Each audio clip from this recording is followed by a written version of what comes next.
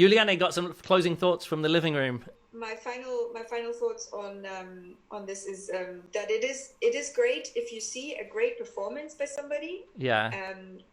I think it is like the last video that you put up as well about the copying. Yeah. I think it is good that if you look at something that you really like, you look at it and analyze it. Why do you like it? Yeah. What are the things that make you like it? And then you can just not copy it in the same, maybe in practice copy it in the same way and try to understand from the performer's perspective. Yeah. Why is that? What is going on? Yeah. And then you can just naturally get this into your own performance. And it's not copying. It is just something that makes your performance better because you actually got the understanding of what is going on and what's happening in the performance that you really like and is very good. Yeah. I think Anthony Gatto's show there is a really good example. So you think Willie did a good job with the copying, or did he? I think this is the issue, though. Willie copied the act. He copied the juggling. He didn't copy. He didn't understand what he was copying. Maybe that was the issue. Yes, and he copied things like the fanning, and he didn't. Yeah. Maybe he did understand, but he didn't get it across in the same way. It wasn't a strong thing to get to the audience, so we understand why. I didn't even see it, but he obviously took this. He saw that and thought, "Oh, this is a cool thing. I'm going to do that." So I think yes, he did do the juggling and the thing in the same similar way.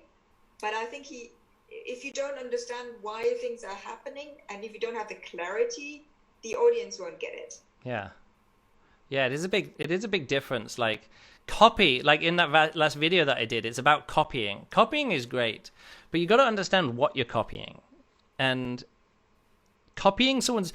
This is the thing that I've talked about in this workshop before when I talked about this. Do you know what a cargo cult is? A cargo cult is some South Pacific Islanders who set up this religion, and someone said, "Hey, I'm the prophet of this new religion. If we pray and do all this kind of stuff, this god's going to fly over and give us supplies." Now, it just so happened that the Second World War broke out, and the prophet, his prophecy came through. They came over and made an airstrip. The Americans made an airstrip, and they came down and they landed, and there were suddenly all the supplies on the islands. Like, great, this religion's fantastic. And then they copied what the Americans were doing for years afterwards, and more supplies didn't come. But the cargo cult was the idea of sort of like, if you do what the Americans are doing, so they would literally make things that look like radio headsets out of coconuts, and they would walk around with guns made out of bits of wood and bamboo. They would make themselves look as much like the American Marine troops as possible.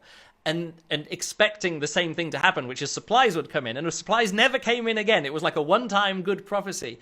And so what Willie is doing, he's like a cargo cult of Anthony Gatto's act. He's trying to do the same thing. He's trying to make it an appearance. He's trying to make the same appearance as Anthony Gatto. He's trying to appear the same on stage.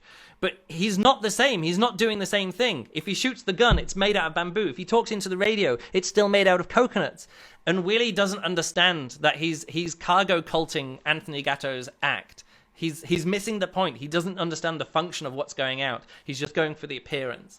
And so if you're going to copy something, understand what you're copying. If there's a thing with balances and you throw things into the balance, understand what the trick is and what the effect of the trick is wanting to go for. Because if he understood, like, oh, I'm going to throw things into a balance, what's effective here? He would have been able to come up with something with the clubs, catching the clubs in the funnel, which looked good and the audience could appreciate a lot more. But he didn't understand. He was sort of like cargo culting Anthony Gatto's club, catching things on a balance on his head.